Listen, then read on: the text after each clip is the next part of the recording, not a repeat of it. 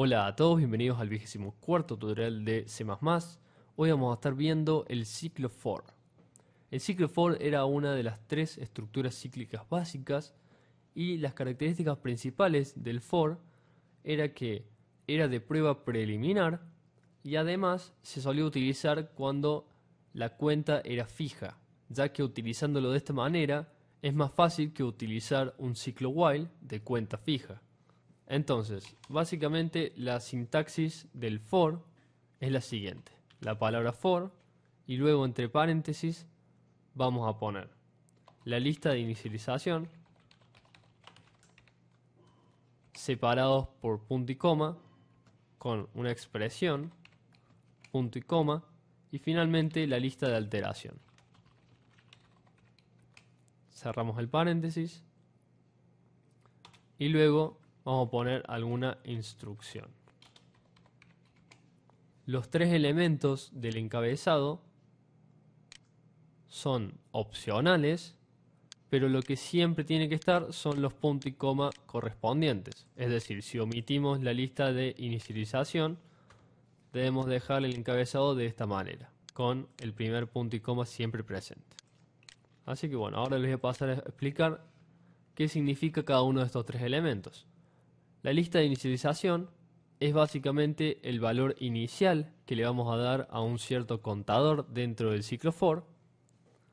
La expresión va a ser el valor final que va a tomar ese contador y al llegar a este valor final, obviamente se finaliza el ciclo for. Y la lista de alteración va a ser el incremento o decremento que va a ir tomando esta variable. Entonces vamos a verlo con un ejemplo.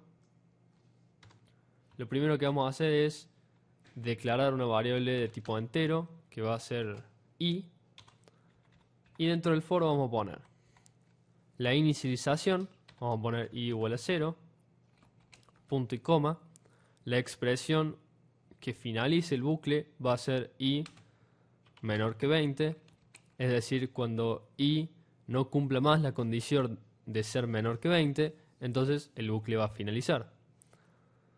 Y finalmente la lista de alteración, vamos a poner i igual a i más 2. Y dentro de la instrucción vamos a poner simplemente un cout que nos muestre por pantalla el valor de la variable i. Entonces ahora vamos a compilar y ejecutar. Y van a ver que por pantalla se nos muestran los números del 0 al 18 con un intervalo de 2 en 2. Fíjense que la cuenta llega hasta el 18, ya que cuando i es igual a 20 ya no cumple más la condición de la expresión y el bucle for finaliza. Bien, entonces, ¿qué sucede si omitimos la lista de inicialización? Bueno, simplemente lo que vamos a tener que hacer es inicializar la variable antes del encabezado. Ahora, ¿qué sucede si vamos a volver a inicializar la variable dentro del encabezado, pero vamos a omitir la lista de alteración? Bueno, entonces vamos a tener que realizar la alteración dentro del cuerpo del for. Y como este tipo de sintaxis se realiza para una sola instrucción, vamos a tener que colocar las llaves para poder abrir el cuerpo del for y dentro del cuerpo del for colocar todas las líneas de código que necesitemos. Entonces ahora vamos a poner la alteración i más 2 y vamos a cerrar con una llave el ciclo for. Si compilamos y ejecutamos, van a ver que se nos imprime lo mismo que teníamos antes. Si ahora queremos omitir, vamos a colocar esto nuevamente dentro del encabezado. Si ahora queremos omitir la expresión, entonces básicamente lo que va a suceder es que vamos a tener un bucle infinito, ya que no le damos una condición para la cual queremos que el ciclo for termine. Y es aquí donde tenemos que utilizar la sentencia break para finalizar el ciclo. Podríamos utilizar un if i igual a 20, entonces utilizamos el break.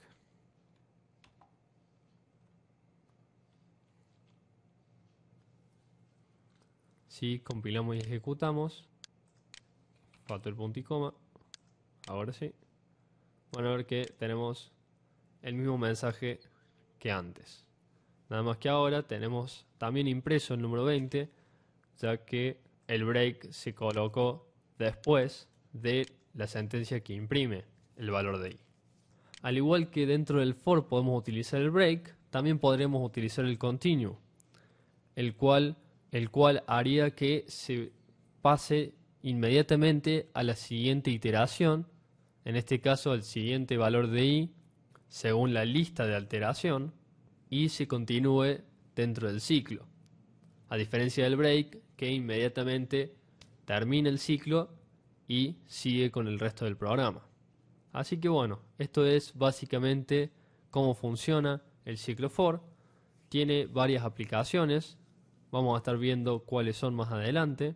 Y otra cosa que quiero que recuerden es que a pesar que hoy les mostré cómo hacer o qué hacer cuando se omiten ciertos elementos en el encabezado del for, lo mejor sería colocar los 3 elementos del encabezado, ya que perdería significado la estructura for, debido a que estas condiciones, esta forma de generar un bucle, es la que caracteriza básicamente al bucle for.